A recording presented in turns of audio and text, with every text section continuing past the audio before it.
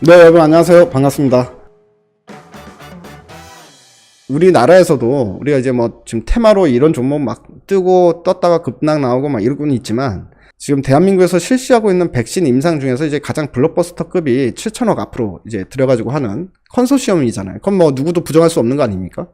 한미약품, 녹십자, 에스티팜 이제 만드는 그 백신이 대한민국에서 만드는 백신 중에서는 가장 가능성이 높은 거고, 가장 돈도 많이 들이고, 가장 또 성공 가능성까지도 높고, 이런 상황이기 때문에 에스티팜은 단기적으로 주가가 오르락 내리고를 떠나서 저는 이제 한미약품하고 녹십자까지도 같이 긍정적으로 봐야 된다고 생각을 하거든요. 한미약품 이제 요거 이제 급등 나왔다가 이틀 연속 이제 떨어졌는데, 이 떨어진 이유는 아시죠? 우리가 그때 이제 이야기했던 부분이었는데, 뭐냐면 이날 급등 나온 날 무슨 뉴스가 있었습니까? 모더나하고 화이자, CMO 대한민국 국가에 있는 기업들하고 10억 회분 생산 논의 중이다. 이 로이터에서 보도가 나왔잖아요. 조금 아리까리하다라고 얘기했던 게, 항상 익명의 누군가가 이야기한 거는 거의 맞는 법이 없어. 그러니까 루머일 가능성이 너무 크다는 거지. 로이터에서 나온 거다 보니까 그래도 신뢰성은 좀 높다, 이렇게 생각을 했던 건데, 바로 이제 복지부에서 사실 무근이다라고 얘기를 하죠. 물론 완전히 이제 부인한 건 아니에요. 어느 정도 여지는 남겨놨습니다. 백신 생산 같은 경우에는 개별 기업들끼리 이야기할 부분이지 우리가 이야기할 부분이 아니다 라고 이야기했기 때문에 그 루머성 기사화 돼버린 거죠. 그러니까 이제 올랐다가 다시 한미약품도 이제 떨어지고, 에스티팜도 그래서 떨어지고, 이런 상황이 연출이 됐습니다. 여기서 이제 쭉 떨어진 거죠. 근데 이제 단기적으로 주가가 뭐 오르락 내리락 하는 거는 지금 그렇다고 해서 추세가 무너진 것도 아니거든요. 에스티팜. 그래서 에스티팜이 어제 오늘 좀 많이 떨어지니까 당연히 걱정이야 되시겠지만 이벤트성 하락이다라고 보여집니다. 그러니까 이제 너무 걱정하지 않으셔도 된다라는 이야기고요. 또 한 가지 소식이 있었죠. 무슨 소식이 있었습니까? 이제 신풍제약 소식도 있었잖아요. 신풍제약이 임상 이상 결과를 보니까 유효성 검증에 실패했다. 그러면서 이제 하한가 때려맞고, 그러다 보니까 뭐 바이오, 뭐 어저께의 흐름을 보게 되면 바이오 섹터는 전체적으로 다 안 좋았거든요. 그러니까 이제 그 회사, 바이오 회사 하나하나 각각의 뭐 악재가 있었다기보다는 이제 굵직굵직한 악재가 한 2개 있었죠. 그러니까 뭐 로이터에서 보도 나온, 그게 이제 사실 무근이더라. 뭐 이제 그거와 그다음에 신풍에서 임상 결과가 안 좋더라.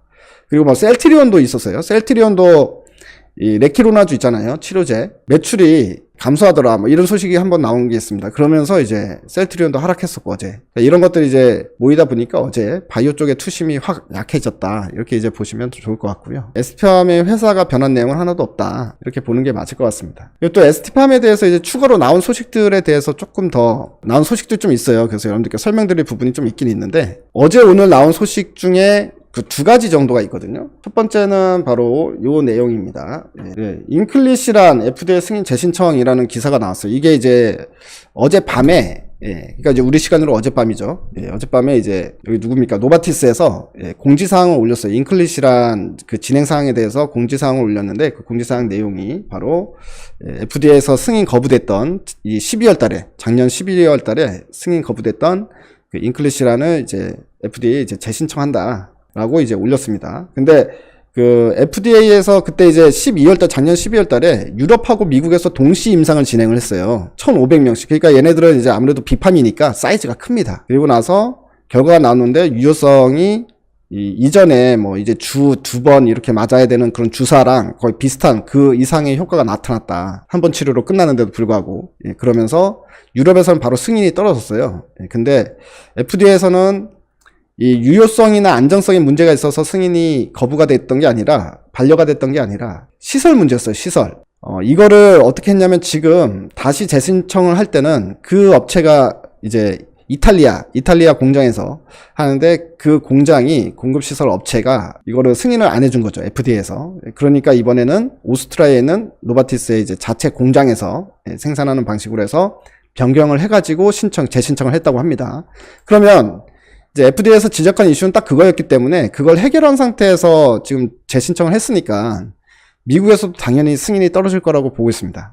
이게 이제 승인이 나게 되면, 여기에 이제 에스티팜이 인클리시란의 원료를 공급하는 회사거든요. 또 인클리시란이 승인 떨어지게 되면 상업화잖아요. 상업화. 그러니까 이제 그 전에는 이 임상 하는 인원에 대한 이제 부분만 생산을 하니까 이 생산량이 많지는 않지 않습니까? 근데 상업화가 되게 되면 이제 대량 생산이 들어간다는 거예요.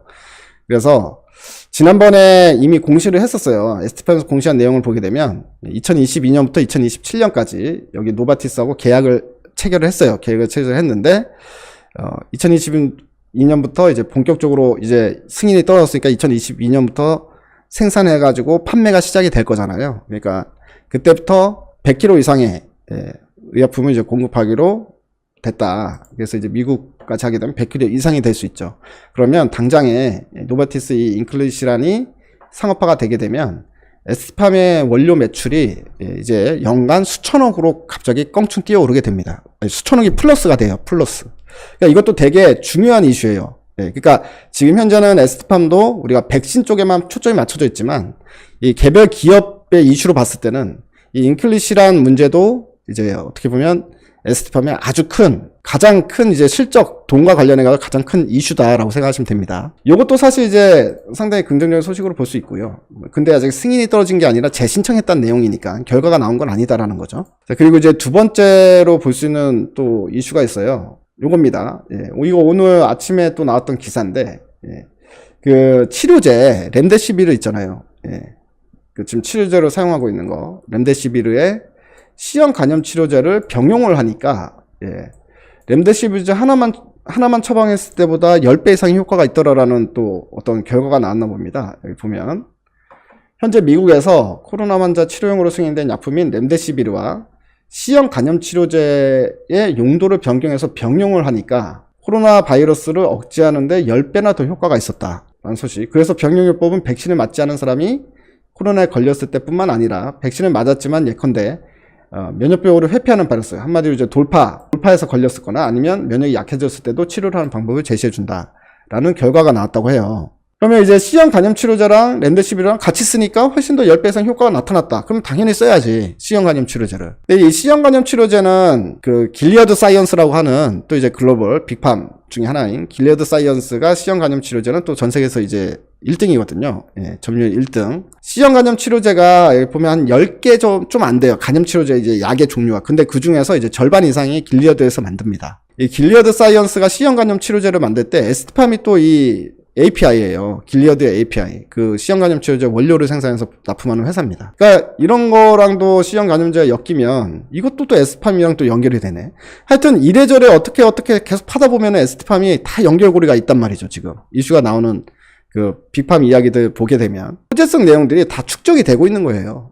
축적이 되고 있고 결과적으로 이제 결과가 나오면 그때 가서 급등이 나오든 아니면 결과 나오기 전에 어떤 기대감을 먼저 오르든 그거야 주식시장의 마음이지 우리가 어쩔 수 있는 부분은 아닙니다. 그렇지만 그 전에 올라가든 아니면 결과 나온 다음에 올라가든 간에 좋은 결과가 기대되고 있는 상황들이 연출이 되고 있는 거고 결국에는 먹고 나오면 되는 거 아니겠습니까? 이제 시간을 같이 보내는 거죠. 이 종목이랑 함께. 이렇게 생각하시면 좀 마음이 편해지시지 않을까라는 생각이 듭니다. 아니면 방법은 두 가지가 있다 그랬잖아요. 방법은 두 가지가 있다 여러 번 계속 반복적으로 말씀드린 건데 떨어질 때 사고 올라갈 때 파세요. 그러면 단기로. 근데 예를 들어서 지난번에도 말씀드렸던 것처럼 이제 여기서 산다 그랬잖아요. 여기서 사라고. 근데 이틀 연속 급등 나오면 차익 매물이 나오게 되니까 이때 이제 팔라고. 그냥 샀다가 이틀 만에 30% 먹고 나오던가. 근데 중요한 건 안 팔아도 상관없다는 거죠. 이제 자기가 가격이 쌀 때 사놨으면 그냥 아예 1년 묵혀놓고 30%가 아니라 2배, 3배 먹고 나와도 되는 거죠. 이제 그 선택은 각자의 선택 아니겠습니까? 이제 내가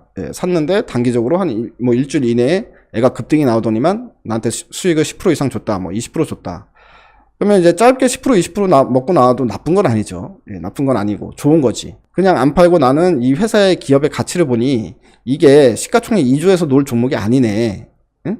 시가총액 5조, 10조 가야 될 종목이네. 라는 생각이 들면 근데 이제 그 2조짜리 종목이 10조에 다음 달 한 달도 안 돼서 갑자기 10조까지 가지는 않잖아요. 그 2조짜리 종목이 10조까지 가려면 또 최소 2, 3년은 걸려야 되는 거 아닙니까? 그러면 나는 2, 3년 정도의 시간을 투자하고 5배 먹고 나올래. 이렇게 생각하는 사람도 있는 거잖아요.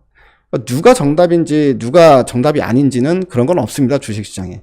결국에 내가 어떤 마인드로 이 종목을 바라보느냐에 따라서 결과가 달라지는 거니까 그렇게 이제 생각하시면 되고요. 그래서 중요한 건 이런 모멘텀을 가지고 있는 회사들은 떨어질 때 사놓는 게 맞다라는 거죠.